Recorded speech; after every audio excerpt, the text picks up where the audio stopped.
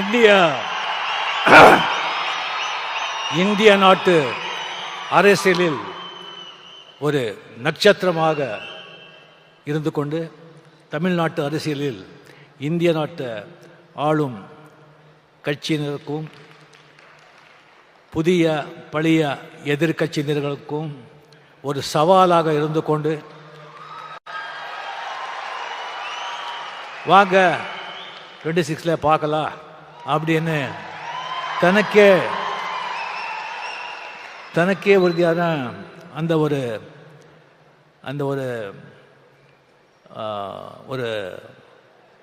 அந்த புன்னகையுடன் செயல்பட்டு கொண்டிருக்கும் சிஎம் அவர்களுக்கு மதிப்புரிய என்னுடைய நண்பர் தமிழக முதலமைச்சர் மு.க. ஸ்டாலின் அவர்களுக்கு என்னுடைய முதற்கண் வணக்கத்தை தெரிவித்துக் கொண்டு, அவர் இளையராஜா சார் அவர்கள் எப்போ இந்த சிம்பனி எழுதி இது லண்டனில் ரெக்கார்ட் பண்ண போகிறேன், இது மிகப்பெரிய ஒரு சாதனை அப்படி அனௌன்ஸ் பண்ணாங்களோ அப்போவே சிஎம் அவர்கள் இளையராஜா ஸ்டுடியோவுக்கு போய் அவரை வாழ்த்தினார்.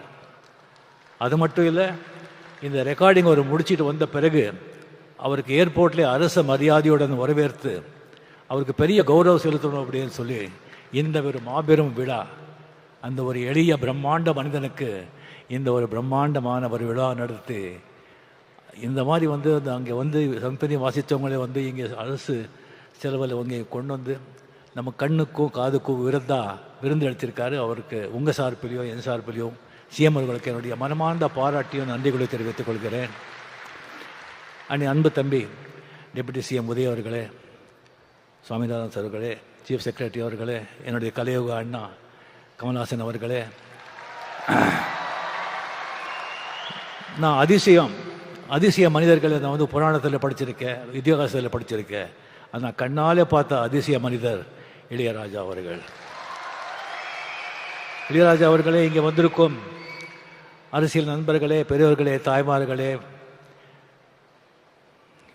ப்ரெஸ் மீடியா நண்பர்களே, என்னை வாழ வைக்கும் தேவான தமிழக மக்களே, இங்கே நான் சுவாமியன் கூப்பிட்ற இளையராஜா அவர்களை இவரை பற்றி பேசணும்னு சொன்னால் நிறைய பேசலாம். ஆனால் ஒரு நேரம் கருதி சிஎம் அவர்களுடைய நேரம் அது ரொம்ப நான் எடுத்துக்கக்கூடாது. அதுக்காக சில விஷயங்கள் மட்டும் இளையராஜா, அந்த மாதிரி ஒரு இளையராஜா ஒரு இசையமைப்பாளராக உலகத்தில் வாழும் அனைத்து தமிழக மக்களின் ரத்தம் நாரி நரம்பில் அவருடைய இசை, அவருடைய பேர் ஊறி போயிருக்கு. இப்போ ஜஸ்ட் ஒரு நோட் அடித்தாலும் எப்படி நீங்கள் பிடிச்சி இது பண்ணுறீங்க பாருங்கள். ஒரு 70s 80s 90s அவர் போட்ட பெட்டுகள், ஒரு பாட்டுகள் இப்போ கூட ஒரு ஃபிலிமில் ஒரு 2-3 பாட்டு போட்டு அந்த படம் சூப்பர் ஹிட் ஆகிடும். இப்போ கூலியில் கூட 2 பாட்டு நம்ம அதை நம்ம பயன்படுத்திக்கிட்டோம். ஸோ அந்த மாதிரி அவர் இசையமைப்பாளர் இளையராஜா அவர்களை பற்றி எல்லாருக்கும் தெரியும். அதை விட ஜாஸ்தி ஒரு மனிதனாக பெரிய மாமனிதனாக அவரை நான் பார்த்துருக்கேன். அதுக்கு அவர் மேலே ரொம்ப கௌரவம்.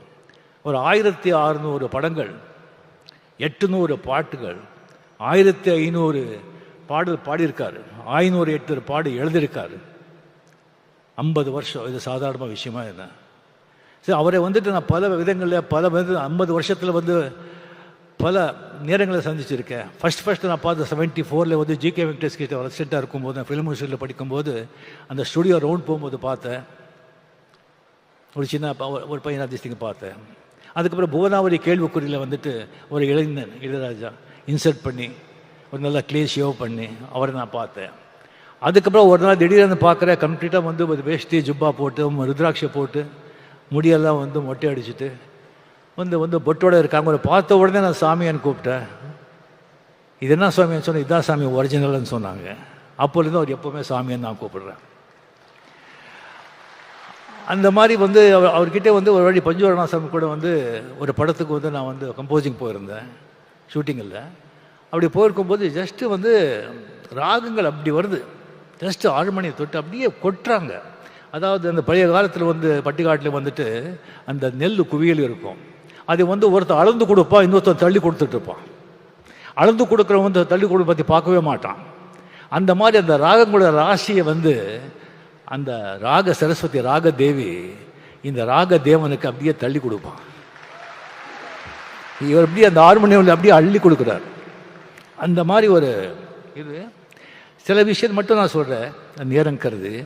ஒரு வாட்டி எனக்கு வந்து வாங்க ரஜினி உங்கள்கிட்ட பேசணும்னு சொன்னாங்க.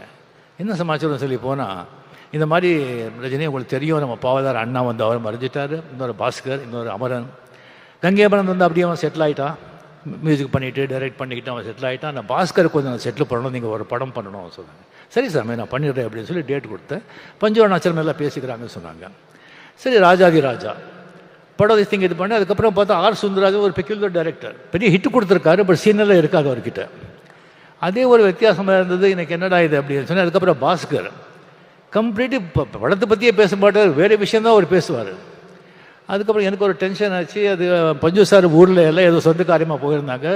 ராதாசாமி கிட்ட பிரசாத் ஸ்டுடியோ போயிட்டு, சாமி இந்த மாதிரி ரொம்ப டிஸ்டர்பாக இருக்குது, படம் எப்படி வரும்னு தெரியாது, இந்த மாதிரி பாஸ்கர் மாதிரி இருக்கார் அப்படின்னு சொன்னால் என்னை பார்த்து சிரித்தார். சுவாமி இந்த கதையை வந்து ஒரு லைன் கூட நான் படிக்கலை, எனக்கு தெரியாது, நீங்கள் படம் பண்ணுங்க. இந்த படம் சில்வர் ஜூப்ளி போகலைன்னா நான் 6 மணியும் தொடமாட்டேன், பாட மாட்டேன்னு சொன்னாங்க. அங்கே யாரோ ப்ரொடியூசர் இருந்தாங்க, இவர் தான் சாட்சி. அது எனக்கு டக்குன்னு அடிச்சது. இது சொல்கிறது செய்கிற ஆள் அவர். என்னங்க இப்படி சொல்கிறீங்க? நான் சொல்லலை சாமி, அந்த மூகாமிகா அந்த தாய் சொல்ல வைக்கிறான், நான் சொன்னேன், அவ்வளோதான், நீங்கள் போங்க. எனக்கு இன்னும் டென்ஷன் ஏறிடுச்சு எனக்கு. ஓ என்னையா இது? அதுக்கு போய் ஊட்டியில் போகிறேன், ஒரு பாஸ்கர் மார்னிங் வந்து அப்படியே வந்து காதில், ரஜினி நல்ல மழை, இன்னைக்கு ஷூட்டிங் இல்லை, இந்த 2 நாள் மழை, மட்டன் குழம்பு இட்லி அப்படின்னு. அந்த மாதிரி எனக்கு 25 வாரம் என்னடா இதுன்னு சொல்லிட்டு எனக்கு ரொம்ப டென்ஷன் ஆகிட்டு, அதுக்கப்புறம் நானே மென்டலி முடிவு பண்ணியிருந்தேன். நோ அப்படின்னு சொல்லி ஒரு 10 எக்ஸிபிட்டர்ஸு 10 சென்டரில் வந்து நமக்கு தெரிஞ்சவங்க கிட்ட படம் சரியாக ஓலைன்னா கூட நாமளே பணம் கொடுத்து சில்வர் ஜூப்ளி ஓட்டிடலாம் அப்படின்னு சொல்லி மைண்டில் செட்டிலாக இருந்தேன் நான். படம் சொன்ன மாதிரி சில்வர் ஜூப்ளிங்க, சில்வர் ஜூப்ளி. என்ன ஒரு நம்பிக்கை, ஒரு கான்ஃபிடென்ஸ். எனக்கு ஒரு கடவுள் நம்பிக்கை இருக்குது, ஆனால் இந்த மாதிரி ஒரு நம்பிக்கை, சரண்டர் சொன்னால் அதெல்லாம் பலிக்கும்.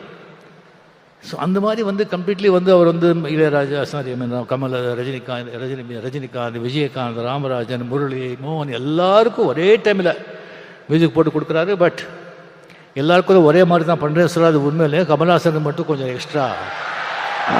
அது ஆல்ரெடி சொல்லியிருக்கேன் நான், அது சிஎம் முன்னாலேயே அதை நான் பதிவு பண்ணுறேன். கமலுக்கு தான் அவர் கொஞ்சம் ரொம்ப ஜாஸ்தி. இது ஒன்றும் இல்லைங்க, வீதியில் மான் போல் வந்தவனை யார் அடித்தாரோ உன்னை யார் அடித்தார், அவர் மட்டும் பாட்டு 1000 பேர் அப்படியே கண்ணில் அழுதுருவீங்க. ஒவ்வொரு பாட்டும் அந்த மாதிரி ஒரு பாட்டு. சரி, அந்த மாதிரி வந்து இளையராஜா வந்து அந்த மாதிரி ஒரு கொடிக்கட்டி பறந்தார். பட் ஒன்றுங்க, ஆக்சுவலி வந்து எப்போவுமே வந்து சக்ஸஸே வந்துட்டு இருந்தால் அந்த சக்ஸஸோட அருமை தெரியாது. அப்பப்போ ஃபெயில்யூர் வரணும், ஃபெயில்யூர் வந்தால் தான் சக்ஸஸோட அருமை தெரியும். ஸ்பீட் பிரேக்கர் மாதிரி கம்ப்ளீட் அவர் அப்படி போயிட்டு இருந்தவர் வந்து இன்னொரு வந்து இசை அமைப்பில் வர்றாங்க. வந்த உடனே எல்லாரும் அந்த பக்கம் சாயிறாங்க. அவருக்கு போய்ட்டு வந்து கோடியாக சம்பாதிச்ச ப்ரொடியூசர்ஸ், டைரக்டர்ஸ், திஸ்திங் அவங்க எல்லாம் போகிறாங்க, ஆர்டிஸ்ட்டும் போகிறாங்க, இன்க்ளூடிங் ரஜினிகாந்த். பட் அவரை பற்றி அவர் எந்த கவலையும் படல. டிஎன் நகர்லேருந்து பிரசாத் ஸ்டுடியோக்கு ஒரு வண்டி 6:30 மணிக்கு எப்போ அப்படியே போயிட்டே இருந்தது. அந்த 6 மணியும் வாசிச்சுட்டே இருந்தது, ரெக்கார்டிங் நடந்துக்கிட்டே இருந்தது. அது வந்து திடீர்னு சொல்லி பாஸ்கர் காலமானார். திடீர்னு சொல்லி அவர் உசிராக நேசித்த ஒரு மனைவி ஜீவா அவங்க காலமானார். அதுக்கப்புறம் பவதாரணி, ஒரே டாக்டர் தான் அவ்வளோ அன்பு, அவ்வளோ பிரியம். சும்மா அப்படி உட்காந்துருப்பாங்க, டாக்டர் வந்து அதுக்கு கரண்ட் வந்த மாதிரி அவங்க இறந்து போகிறாங்க.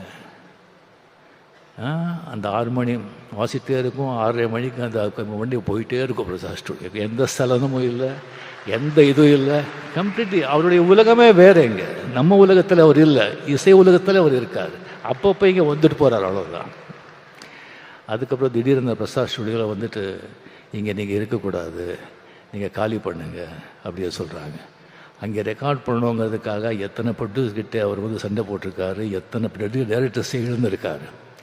சரி, ஓகே, பரவாயில்ல அப்படின்னு சொல்லிட்டு அதே ரோடில் வந்து ஒரு ப்ரீமியர் தியேட்டரை வந்து வாங்கி ரெக்கார்டு தியேட்டரை கன்வெர்ட் பண்ணி எந்த ஸ்டூடியோ இருந்ததோ அந்த பக்கமே இளையராஜான்னு போர்டு போட்டாங்க. ஸோ அதுக்கப்புறம் நீங்கள் பார்த்தீங்கன்னா ஒரு கம்பெனிக்கு வந்து ஒரு ரைட்ஸ் கொடுத்துருந்தாங்க. ப்ரொடியூசர்கிட்ட ஒரு பணம் வாங்கி ஒரு படத்தை வாங்கி கொடுத்துருந்தாங்க. அவங்க திடீர்னு கையை விரிச்சுட்டாங்க, எந்த பணமும் இல்லை உங்களுக்கு, இது இல்லை அப்படின்னு சொல்லிட்டு. அவர் விட மாட்டார். கோர்ட்டுக்கு போனார், ஜெயிச்சார். எல்லா ரைட்ஸ், எல்லா ராயல்ட்டி இவருக்கு தான். அவருக்கு தலைமை திஸ்திக்கு இல்லாமல் எந்த டிவிலையோ எந்த ரேடியோவில் எந்த படத்துலேயோ எங்கேயோ கச்சேரி கான்சர்ட்டில் பாடக்கூடாதுன்னு சொல்லி 9 மணிக்கு அனௌன்ஸ் பண்ணுங்கன்னு சொன்னாங்க. எஸ்பி பாலசுப்ரமணியம் வந்து அமெரிக்காவில் பாடிட்டுருக்காங்க 6 மணி. சாமி சாரி இப்போ சொன்னால் அவருக்கு பாடிட்டுருக்காரு, உங்கள் பாட்டு பாட முடியாதுன்னு சொன்னால் சட்டம் பைலா எல்லாருக்கும் ஒன்று தானே, என்ன இருக்கோ இது பண்ணுங்க. எஸ்பிபி வந்து டெஃபினட்டாக பாட மாட்டான், நிறுத்திடுவான். அப்படியே சொல்லி எஸ்பிபி கோச்சிட்டாங்கன்னு சொன்னால் அவனுடைய நண்பனே கிடையாது. அது பாடிட்டு இங்கே வந்து என்னை பார்க்குறான்னு சொன்னாங்க. அதே மாதிரி எஸ்பிபிக்கு வந்து அங்கே பாடிட்டுருக்காங்க, நியூஸ் போகுது. அங்கேயே அனௌன்ஸ் பண்ணி இனிமேல் இளையராஜா பாட மாட்டேன், வேறு மியூசிக் டைரக்டர் பாட மாட்டேன்னு நிறுத்திட்டு சென்னை வந்தோடனே அவங்க பார்த்தாங்க. 2 பேர் அந்த இண்டஸ்ட்ரி இழந்தது. ஒன்று எஸ்பி பாலசுப்ரமணியம், இன்னொன்று விவேக். இது 2 பேர் இடத்தையும் யாராவது நிரப்பவே முடியாது. அந்த கோவிடில் வந்து எஸ்பிபி இறந்த உடனே பிரதருக்கு சிந்தாத கண்ணீர், பொண்டாட்டுக்கு சிந்தாத கண்ணீர், டாக்டருக்கு சிந்தாத கண்ணீர், நண்பனுக்காக கண்ணீர் சிந்தாங்க. அதுக்கப்புறம் வந்து ஒரு சர்ச்சை வந்தது, ஒரு டிபேட். ஒரு பாட்டு வெட்டு அவனும் சொன்னான், மெட்டா இல்லை வரிகளா அப்படின்னு. Full debate, வாக்விவாதங்கள். டிபேட் இருக்கணும், வாக்விவாதம் நடக்கணும், கருத்தை வச்சு நடக்கணும், அப்படியே தனி மத தாக்குதல் இருக்கக்கூடாது. அது என்னுடைய அன்பு. அது இது. ஸோ இது பண்ணிகிட்ருக்காங்க. ஒரு 2 மாதம் ஆச்சு, 2 மாதம் ஆச்சு. அப்போ தான் இளையராஜா மீடியா கிட்டே வந்தாங்க. பண்ணிக்கும் போது சார் இந்த மாதிரி டிபேட் நடந்துட்டுருக்கேன்னு சொல்லும்போது, அப்படியா, அது எல்லாம் நமக்கு தெரியாது. சரியாக வந்துட்டு 2 நாள் வந்துட்டு 3000 பேஜஸ்க்கு வந்து நான் சிம்ஃபனி எழுதியிருக்கேன், இது வந்து அங்கே வந்து ரெக்கார்ட் பண்ண போகிறேன் அப்படி சொல்லி போகும்போது வந்து மீடியா கிட்டே சொல்கிறாங்க, இந்த மாதிரி சிம்ஃபனி யாருமே இது வரைக்கும் எழுதுதில்லை. இந்த இளையராஜாக்கு இல்லாத திமிரு வேறு யாருக்கு இருக்கும் அப்படின்னு சொல்கிறாங்க. வேறு யாரும் சொல்லியிருந்தா ஒத்துட்டுப்பீங்களா? கேட்குறோம், பிகாஸ் அதுக்கு தகுதியான மனுஷர். அதுக்கப்புறம் ரெக்கார்ட் பண்ணி வந்துட்டு சொல்கிறார், இந்த இளையராஜாவை எந்த அளவுகோல் வச்சியும் அளக்க முடியாது, அதுக்கு மீறி நின்னவனா 82 இயர்ஸ், இன்னும் பாருங்கள் என்னென்ன பண்ணுறேன்னு சொல்லுங்கள். அது இளையராஜா, இன்க்ரெடிபிள் இளையராஜா.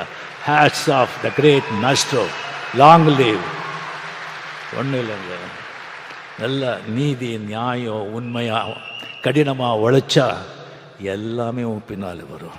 நீ அதுக்கு பின்னாலே போகவே முடியாது. Lead a righteous life, work hard, everything will come after you. You need not go after anything. அந்த மியூசிக் இருக்கிற பவரை நீங்கள் பார்த்தீங்க. கமல்ஹாசன் சும்மா ஒரு 4 வரி பாடினாங்க. அந்த 4 வரியும் ஒன்று தான், நான் இவ்வளோ பேசினதும் ஒன்று தான். அதுதான் அந்த மியூசிக்கோட பவர். அதுக்கு அரசன் ராஜா அவர்கள் என்றும் என்றும் நல்லா இருக்கணும். நீங்கள் நண்பர், உங்கள் கூட அத்தனை வருஷங்கள் அத்தனை வந்து நடந்திருக்கு. நம்ம பழகணுங்கிறதே நமக்கு மிகப்பெரிய பாக்கியம். தயவு செஞ்சு உங்கள் ஆடியோ பயோகிராஃபி, உங்கள் சுயசரிதியை வந்து படமாக வந்து எவ்வளோ சீக்கிரம் முடியுமோ அவ்வளோ சீக்கிரம் ரிலீஸ் பண்ணுங்கள். நாம் எல்லோரும் பார்க்குறதுக்கு அவலாக இருக்கும். என்னை விட்டால் நானே ஸ்கிரிப்ட் எழுதி கொடுக்குறேன். நன்றி, வணக்கம்.